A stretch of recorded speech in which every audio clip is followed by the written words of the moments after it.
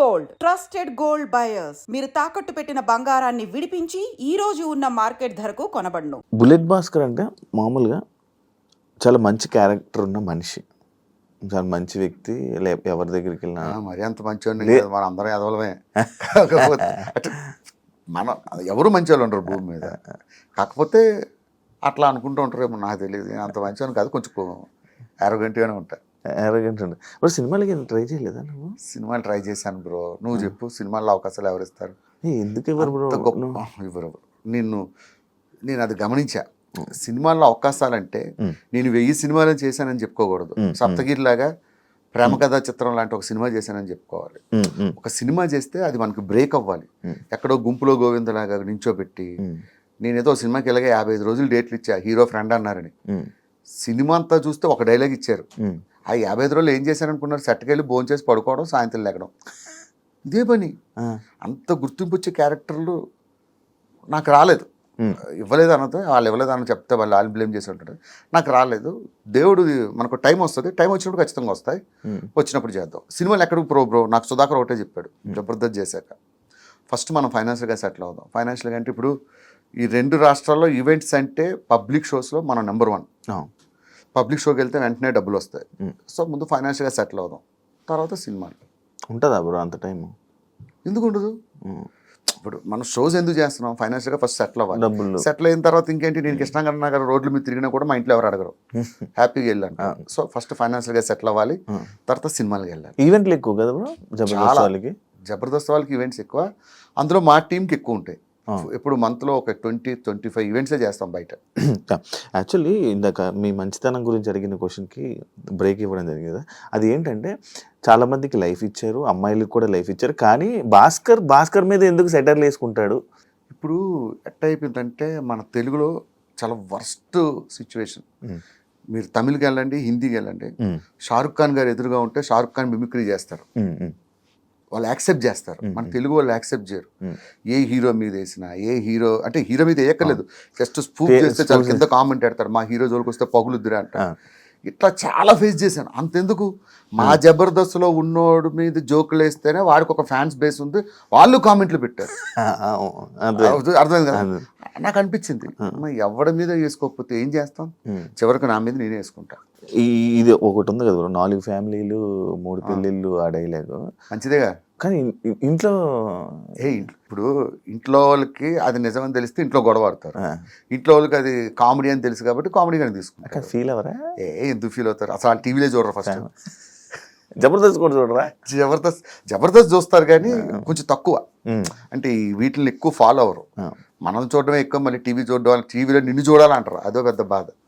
మీ ఫ్యామిలీని ఎందుకు బయటకు తీసుకురావు? నార్మల్గా ఎప్పుడు పెట్టావు స్క్రీన్ మీద? కానీ మనకి బయటకు వెళ్తుంటే అందరూ గుర్తుపడుతుంటారు bro, bullet Bhaskar.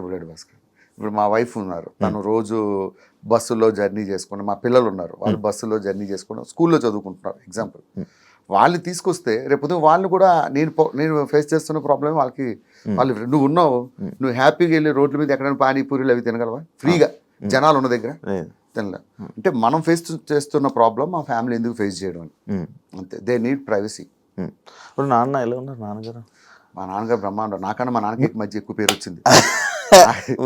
Actually bro అదే ఇంకా అందరూ మీకన్నా మీ నాన్నగారికి ఫుల్ ఫ్యాన్ ఫాలోయింగ్. అమెరికా వెళ్ళినా కూడా అడుగుతారు, అసలు మీ ఫాదర్ భలే చేస్తారు. నిజంగా చెప్పాలంటే ఆయన ఏం చేయడు, నాతో బయట ఎలా మాట్లాడతాడు, టీవీలో అట్లానే మాట్లాడతాడు, అది ఫన్ గా ఉంటుంది. కానీ బాగా తీసుకొచ్చారు కదా నాన్నగారు, హ్యాపీయా? ఆయన తీసుకురావడం అంటే గెస్ట్ గా వచ్చాడు ఒక షో. అదే ఒకసారి గెస్ట్ తీసుకొని ఇంటర్వ్యూలో కూడా ఒక ఇంటర్వ్యూ ఇచ్చాం. ఆ ఇంటర్వ్యూ నేనే మధ్యలో ఆపా, ఏదో నోటుకొచ్చింది ఏదో మాట్లాడేస్తున్నాడు, ఆపించేసాను నేనే.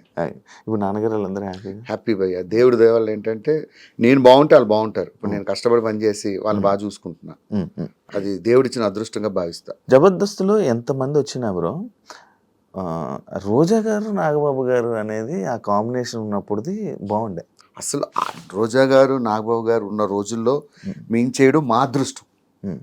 ఆ రోజుల్లో చేశాం కాబట్టి మాకు ఇంత పేరు వచ్చింది. మీ అదృష్టం, మా అదృష్టం అది.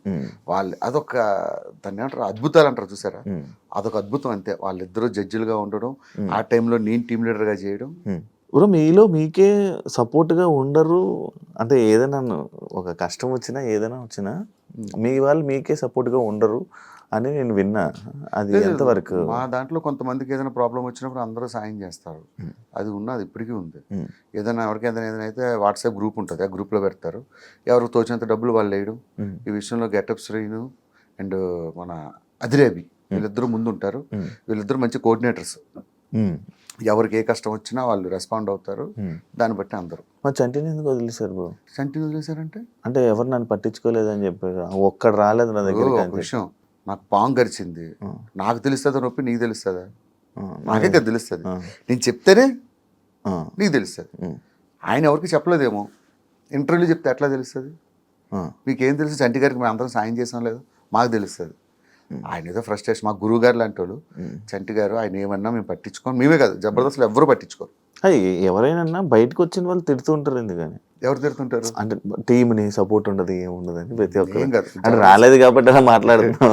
లేదు లేదు లేదు, మీరు జబర్దస్త్లో ఎవరైనా అడగండి. ప్రసాద్ అన్న కష్టం వచ్చినప్పుడు అందరూ రెస్పాండ్ అయ్యాం. ఎవరు కష్టం వచ్చినా అప్పుడు ప్రసాద్ అన్న కష్టం వచ్చినప్పుడు అందరూ రెస్పాండ్ అయ్యాం. ఎవరికి కష్టం వచ్చినా మినిమం రెస్పాండ్ అవుతాం. ఇప్పుడు రామ్ ప్రసాద్ మీరు వైజాగే కదా, ఇంకెవరు ఉన్నారు ఆర్టిస్టులు వైజాగ్? వైజాగ్ నేను, రామ్ ప్రసాద్, అప్పారావు గారు, తర్వాత ఇంకొక ఆయన ఉన్నారు చంద్ర టీంలో. మీకు మీరు సపోర్ట్ చేసుకుని వచ్చుకున్నారా?